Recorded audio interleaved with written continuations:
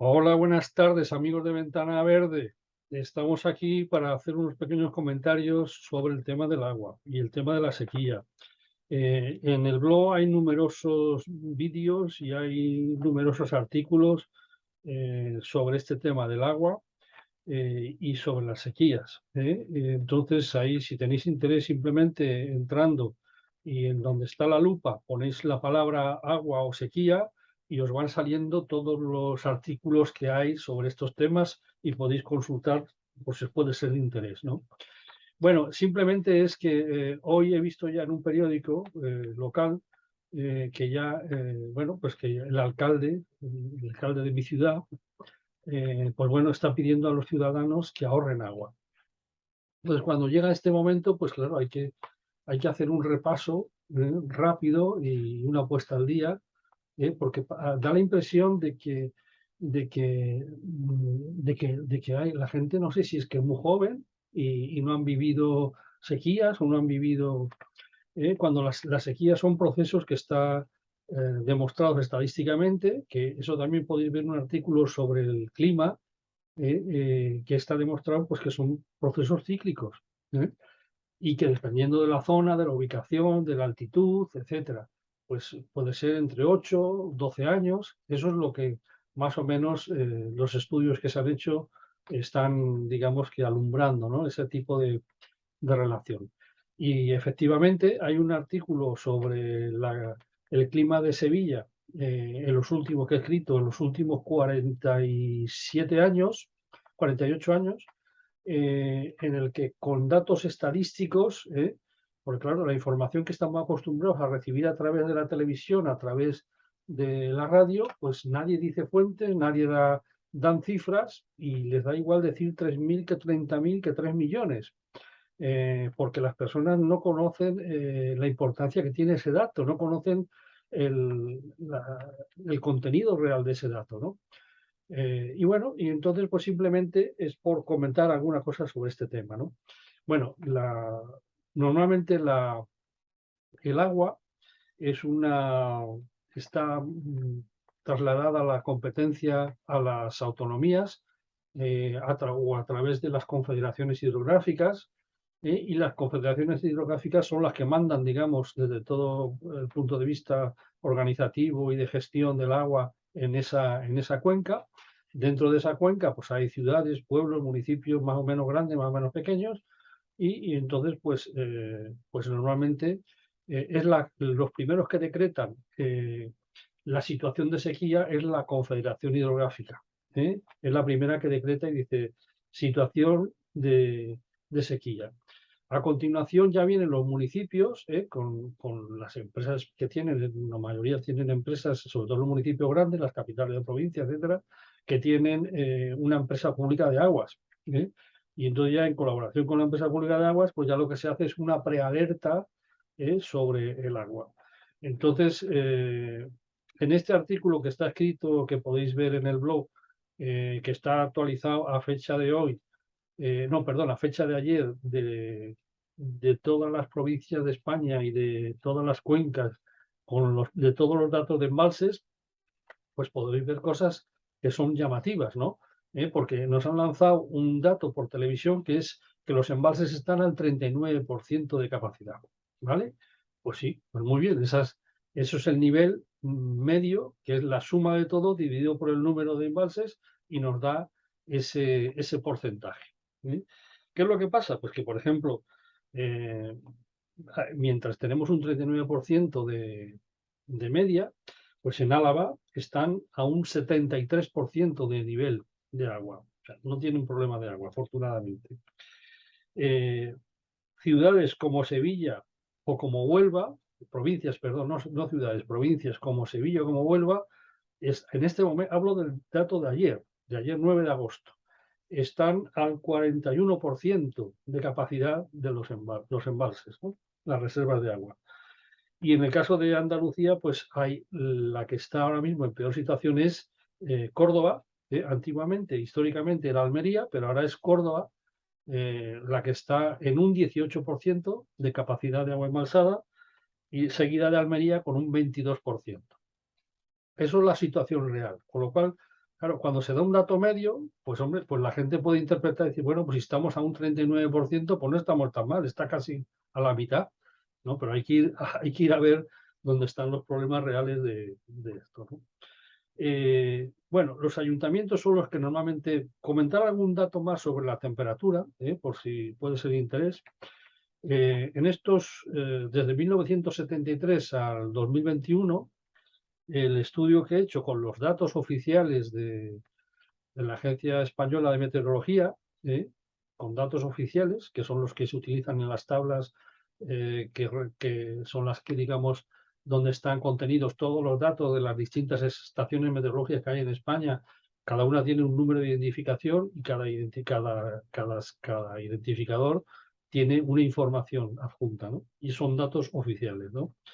Pues como datos, por ejemplo, curiosos, ¿no? De estos últimos 48 años, la temperatura media más alta, ha sido en el año 1995, con 27,3 grados centígrados.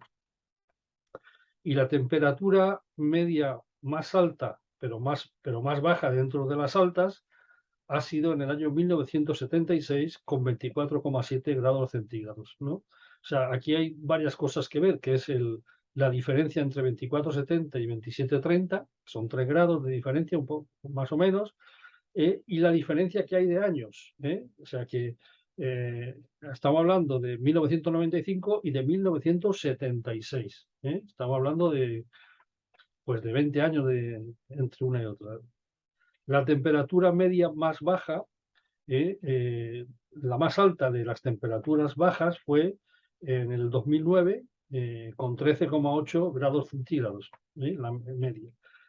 2009 y 2010. Y la más baja de las bajas es en 1986 con 11 grados de temperatura. ¿Vale? Ese es el dato que nos da. La media es la que nos da una regularidad y al ser una variable es un dato bastante fiable, pues porque claro, estamos tomando un dato de 48 años. Entonces, eso es un poco el dato que tenemos. Posiblemente al año que viene, si se meten los datos de 2022, pues posiblemente pues la temperatura media más alta, pues posiblemente sea el 2022, por lo que estamos viendo hasta ahora. La precipitación. Bueno, pues por ejemplo, la precipitación, la pluviometría por metro cuadrado, la más alta fue en el año 1989, con 1065 litros por metro cuadrado. Y la más baja, fue en el año 1994, con 308 litros por metro cuadrado. Bueno, hay que recordar que en el año 92-95 pues hubo una sequía importante. De hecho, fue en el 92 se celebra la Expo de Sevilla y si no se hubiera tomado afortunadamente la decisión de sacar agua del río para mantenimiento de las instalaciones de aire acondicionado, refrigeración y para riego de las zonas verdes, pues hubiera sido una catástrofe porque el alcalde que estaba en ese momento pues decretó un bando, lógicamente, de que no se podían regar jardines, no se podían lavar coches, en fin, lo típico de todos los bandos municipales. Claro, esto lo que nos lleva siempre es al mismo tema, que si estamos hablando de unos acontecimientos, de unos hechos que se repiten en el tiempo, pues claro, es inadmisible, es inaceptable, es incomprensible que no se tomen medidas. O sea, si hay un problema, hay que tener, yo creo, claro el concepto ¿qué significa cuando decimos no hay agua? El concepto de no hay agua es cuando abrimos un grifo y no sale agua. No hay agua. Y no sabemos cuándo la va a haber. Si dentro de un día o dentro de 3. Yo he vivido en Las Palmas de Gran Canaria y yo recuerdo que en el año 1977 teníamos agua 3 días a la semana. Los lunes, los miércoles y los viernes. No había más agua. Después ya vino un proceso en el que se montaron las desaladoras, que yo creo que es súper eficaz y súper eficiente porque ese agua desalada se utiliza para consumo, posteriormente se trata y se vuelve a reutilizar para riego de zonas verdes y otros usos de baldeo, etc. Bueno, como cosas curiosas, por ejemplo, estamos hablando siempre del dato de Sevilla, ¿eh? Porque esto, si imaginaros un estudio de 48 años, pues en una ciudad específicamente, pues ya tienes mucha información como para hacerlo con más. Por ejemplo, en Sevilla el año 2010 fue el año que hubo más días de lluvia. ¿Eh? Hubo 111 días de lluvia, ¿eh? Que es un dato importante. Y el año que menos días de lluvia fue 1994, que era cuando estaba el 2000, 1992, 1995 fue una sequía. Y hubo 51 días de lluvia. Es decir, que aunque había una sequía, hubo 51 días, casi 2 meses de lluvia.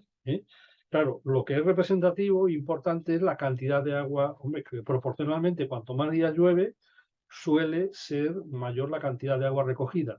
Pero no ocurre así en algunos años puntuales, ¿no? Que ha llovido menos días, sin embargo, se ha recogido más agua.